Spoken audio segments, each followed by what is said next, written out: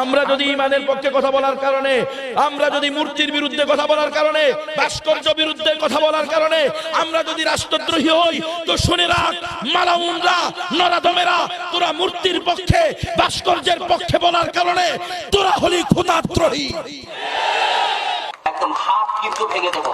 কিছু হনুরে তুই কি হয়েছিস? একদিন পাতলা পায়খানা তো সহ্য করতে পারবি? তো বড় সাহস, আলেম ওলামারে বাধা দেয়। ওই দিন দেখছি এক আলেম কয়ে লাঠি দিল, এক বক্তা কয়ে লাঠি দিল। দেখেন না আপনারা? আপনি তো হিন্দুদের দালাল, আপনি বাটপার। কি বলবেন? কি বলবেন আপনি? কি করবেন আপনি? লাঠি দেন। কি করবেন আপনি? আমার খুব ভালো লাগছে, এর পাইলে একটা সময় দিতাম। হুজুর এই সার দিয়ে দিয়ে শেষ হয়ে গেছে, ধ্বংস হয়ে গেছে, কোনো সার নাই, কোনো আমাদের নম্রতা ভদ্রতাকে এরা দুর্বলতা মনে করে। দুর্বলতা দেখাবেন না এদের সামনে, নম্রতা ভদ্রতা নাই। তোরা যদি ইসলামের বিরুদ্ধে কঠোর হস, আমরা ইসলামের পক্ষে কঠোর। কাউরে দিবেন না, কোনদিন স্টেজে এসে বাধা দিবে একবার। আমরা আগে ঘোষা দিই নাই, আমাদেরকে আগে ঘোষা দেওয়া হয়েছে, ঠিক কিনা? আমাদের ইমানের বিরোধী কথা বলা হয়েছে, এই জন্য আমরা ইমানের পক্ষে কথা বলা, এটা আমাদের ইমানি দায়িত্ব। তোমরা কুফর শিরকের পক্ষে কথা বলো, আমরা ঈমান আর তাওহীদের পক্ষে কথা বলি। আমরা যদি ঈমানের পক্ষে কথা বলার কারণে, আমরা যদি মূর্তির বিরুদ্ধে কথা বলার কারণে, ভাস্কর্য বিরুদ্ধে কথা বলার কারণে আমরা যদি রাষ্ট্রদ্রোহী হই, তো শুনে রাখ মালাউনরা, নরাধমেরা, তোরা মূর্তির পক্ষে, ভাস্কর্যের পক্ষে বলার কারণে তোরা হলি খোদাদ্রোহী। আল্লাহু আকবার। জিন্দাবাদ জিন্দাবাদ। ইসলামের শত্রুরা হুঁশিয়ার সাবধান, হুঁশিয়ার সাবধান। ইসলামের শত্রুরা আল্লাহু আকবার। আমরা যদি ভাস্কর্য মূর্তিকে হারাম বলার কারণে, কবিরা গুনাহ বলার কারণে, শুনে রাখেন স্পষ্ট, ভাস্কর্য মূর্তি একই জিনিস, কোনো পার্থক্য নাই। খবরদার, যদি আপনার জ্ঞান না থাকে বাবুনগরের কাছে গিয়ে পড়ে আসুন, কোনো অসুবিধা নাই। এই এলাকার মুক্তবে ভর্তি 13 বছর 15 বছর পর এরপরে আলেম হয়ে আসা কথা কয়, ঠিক কিনা? দরবারি আলেমের কথা চলবে না, আমরা দরবারি আলেম মানি না। ওই আবুল ফজল ফয়জি মার্কা আলেম আল্লাহ রাসূলের জামানায় ছিল, এখনো আছে, ভবিষ্যতেও থাকবে, ঠিক কিনা? ঠিক উলামায়ে হক্কানি রব্বানিও সর্বযোগে ছিলেন, সর্বযোগে থাকবে ইনশাআল্লাহ। আমরা দরবারি আলেমের প্রতি আল্লাহর ঘর বলে মূর্তি, কি বেয়াক্কল। আবার আমি হাফেজ আলেম, এটা তো নাস্তিক, বেঈমান, গাদ্দার, মির্জাফর, মিসানি, কত বড় বাটপার। কয় হজরে আসওয়াদ এটা বলে মূর্তি, এগুলো বলে আবার আলেমেরই। এগুলো সব ধান্দাবাজ আলেম, দরবারি আলেম। এগুলো হলো উলামায়ে সু, এরা হলো শিরারুল উলামা। উলামা দুই প্রকার, এক গ্রুপ হলো শিরারুল উলামা, আর গ্রুপ হলো খিয়ারুল উলামা। শিরারুল উলামা হলো যারা নিজেদের হেডের দান্দা, হিডের দান্দায় ইসলামকে বিকৃত করে, এরা হলো উলামায়ে শিরারুল উলামা। আর যারা নিজেদের পেটের দান্দা, পিঠের দান্দা করে না, পিঠ যাইলে যাক, জান যাইলে যাক, ছেলে মেয়ে যাইলে যাক, স্ত্রী যাইলে যাক, দেশ যাইলে যাক, সমাজ যাইলে যাক, জান যাইলে যাক, মাল যাইলে যাক, সবকিছু চলে যাক, কিন্তু ইসলাম ঠিকঠাক। ইসলামের বিন্দু পরিমাণ কি করতে দেওয়া যাবে না, পরিবর্তন পরিহতে দেওয়া যাবে না। আমি বেশি না, আমার আল্লাহর দেওয়া দিন বেশি। আল্লাহর দেওয়া দিন রক্ষা করার জন্য আল্লাহ আমারে পাঠাইছে, আমি কে ঠায়া পারি? হ্যাঁ, আমার বেলা আছে একদিন পাতলা পায়খানা বলে খুঁজে পাওয়া যাবে না। সকাল 6টা থেকে সন্ধ্যা 6টা পর্যন্ত পাতলা পায়খানা হলে উনি বসে থাকতে পারবো? আমি পারুম কথা বলতে? হ্যাঁ, অসম্ভব। তাহলে কিসের হাম? মুই কিছু হনুরে তুই কি হয়েছিস? একদিন পাতলা পায়খানা তো সহ্য করতে পারবি? এমন বদদুয়া যে মুস্তাসালসুল চলতে থাকবে, ঠিক না রে? কবরে যাওয়া পর্যন্ত পায়খানা করবি। বাটপারি করে দেখেন, হুজুর করে গালি দেশ। আল্লাহু আকবার। কিরে আমগো আসেনি, ইতিহাস আসেনি? আমগো উলামায়ে হক্কানি রব্বানি বদদুয়া করছে, এমন নিস্তনাবুদ হয়ে গেছে। নবী রাসূলের বদদুয়া, উলামায়ে কেরামের বদদুয়া এমন নিস্তনাবুদ হয়েছে, 14 গোষ্ঠীর নাম পর্যন্ত কেউ রাখতে রাজি না। আপনারা দেখছেন না, আপনাদের এলাকায় হিন্দু আছেন? হিন্দু কোন হিন্দু তার ছেলের নাম আবু জাহেল রাখেনি, আবু লাহাব রাখেনি, হ্যাঁ, কারুন, সাদ্দাত, নমরুদ, ফেরাউন রাখেনি। এরা তো বিশ্বের সুপার পাওয়ার ছিল, রাখে না? হ্যাঁ, এটা হলো আল্লাহর ওলিদের বদদুয়া, ঠিক কি না? একদম 14 গোষ্ঠী নিস্তনাবুদ হয়ে যাবে। হুজুর করে গালি ইচ্ছা কই দিলেন, গালি দিবেন নি? আওয়ামী লীগ আগে না মুসলমান আগে? বিএনপি আগে না মুসলমান আগে? মুসলমান যদি আগে হয়, কোন দলের জন্য আমি ইসলাম বিক্রি করব না, আমি আমার জান দিয়ে দেব, দল ত্যাগ করব, ইসলাম ঠিক রাখবো। কোন নেতা নেত্রীর পিছনে পড়ে ইমান হারা হইস না বেটা। আমরা তোদের কল্যাণে বলতেছি রে, বুঝে আসতেছে না তো, মরলে বুঝবি, মরলে বুঝবি, হাসরের ময়দানে গেলে বুঝবি। তুই চোখটা বন্ধ করো, এরপরে বুঝে আসবি। ওই সময় বুঝে আলে তো লাভ নেই। চোখ থাকতে না চোখের মর্ম বুঝতে হবে, দাঁত থাকতে দাঁতের কদর করতে হবে, বাপ মা থাকতে বাপ মার কদর করতে হবে। মরে গেলে হায় হায় করলে লাভটা কি? আগে বাপ মারে কষ্ট দিছ, এখন তো হুজুর দোয়া করেন আর মারে জান্নাতে যাইবার লাগে। আর কত বেয়াদবি করছিস কাবি। বউ থাকতে বউর মর্ম বুঝো না, এর লবণ একটু বেশি হয়েছে, মরিচ একটু কম হয়েছে, বউরে 3 তালাক দিয়ে দিছে। এখন আয় হুজুর আমি তো কি করে ফেলছি, 3 গুলি মেরে ফেলছি। তুই 3 গুলি মারছস, আর কি করতাম?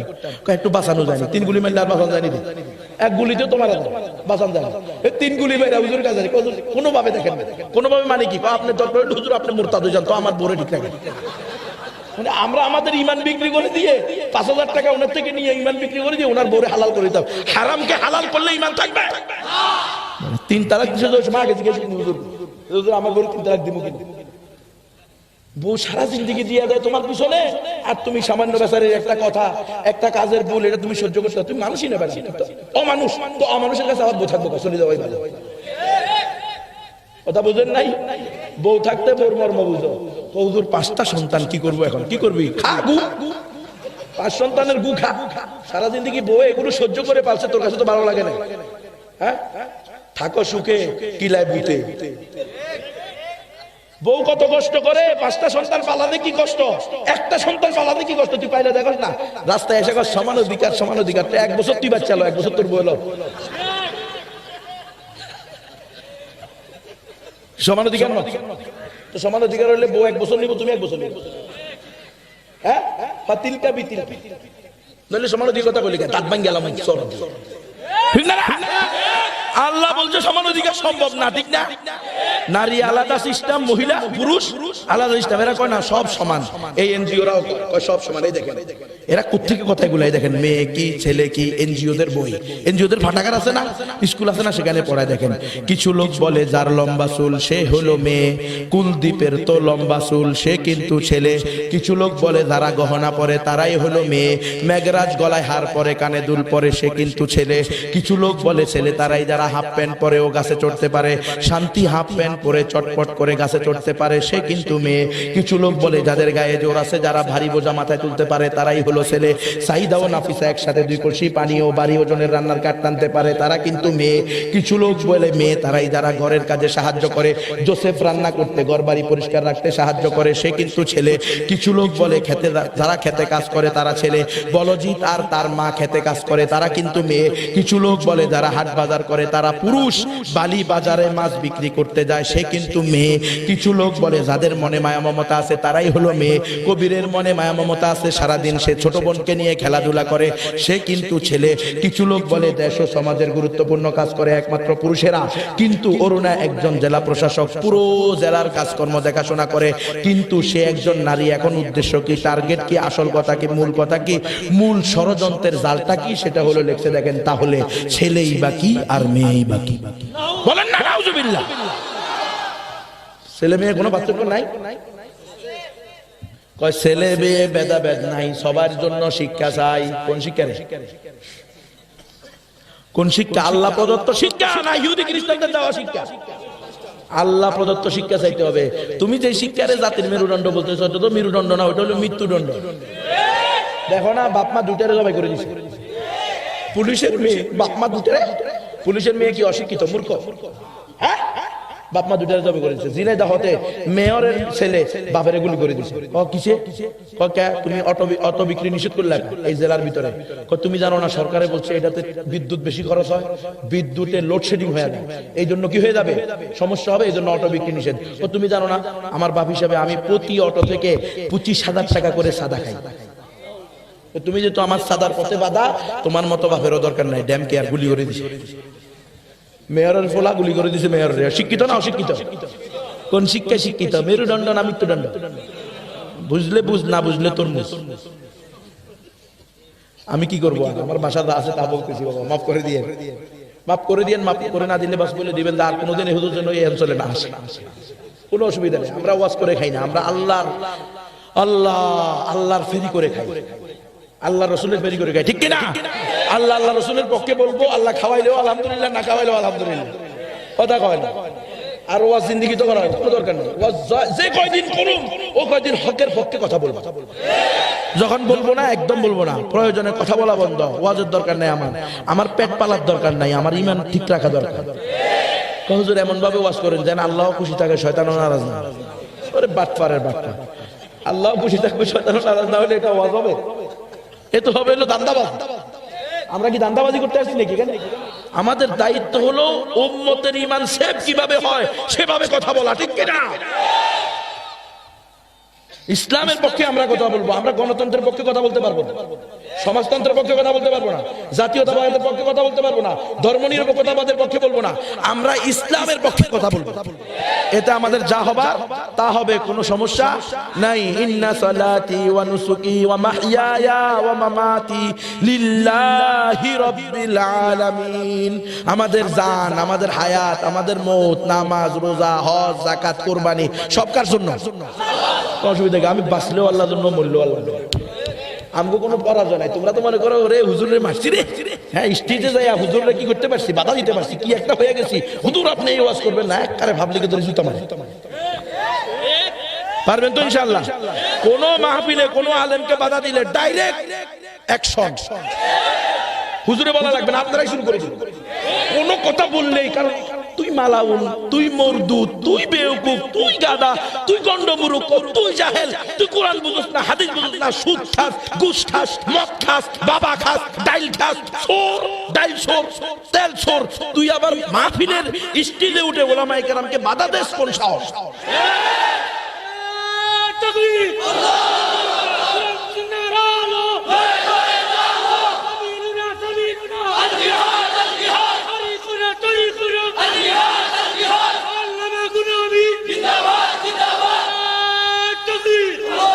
কত বড় সাহস, আলেম ওলামারে বাধা দেয়।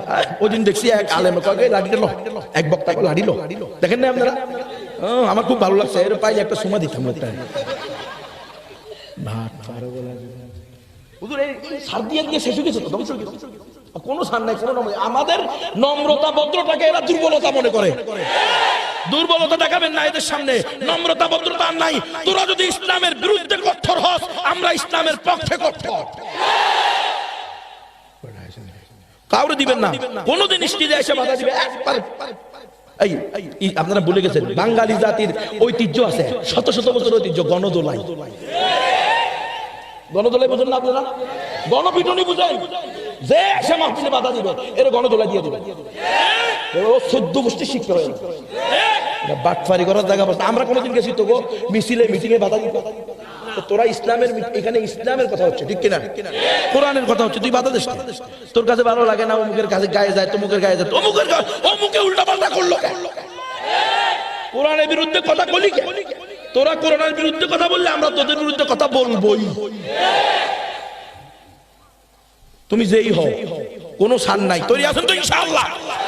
আল্লাহ তৌফিক দান করেন। লিল্লাহি তাকবীর।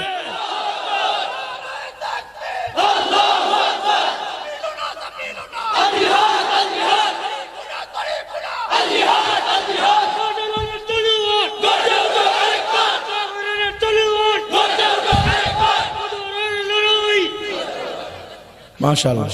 শাহজালাল সাপারানের কথা আমি ভুলে গেছি, এই অঞ্চলে না? আল্লাহু আকবার।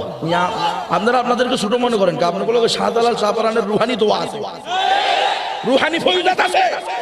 ইসলামের পক্ষে কথা বলবেন, আল্লাহ বিজয় দিবেন ইনশাআল্লাহ। বিজয় কার হাতে?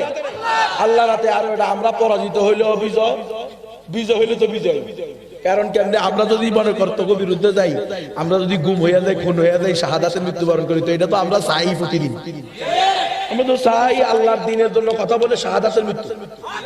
আমরা বোর বলে মরতে চাই না, আমরা আইসিইউতে মরতে চাই না, ট্রাকের নিচে পড়ে মরতে চাই না। কথা বুঝো না কেন? আমরা স্বাভাবিক মৃত্যু কামনা করি না। আমরা প্রতিদিন নামাজের পরে দোয়া করি, রব্বানা রব্বানা আল্লাহুম্মা আরযুকনা শাহাদাতান কামিলাতান ফি সাবিলিক ওয়াজআল মাউতাতানা বিবালাদি রাসূলিক। ওগো আমাদের আল্লাহ, ওগো আমাদের মাবুদ, মেহেরবানি করে আমাদেরকে আপনার রাস্তায় শহীদ হওয়ার জন্য কবুল করেন। আমাদের মৃত্যু আপনার রাসূলের শহরে দান করেন। এটা আমরা প্রতিদিন দোয়া করি। তোমরা আমাদেরকে মৃত্যুর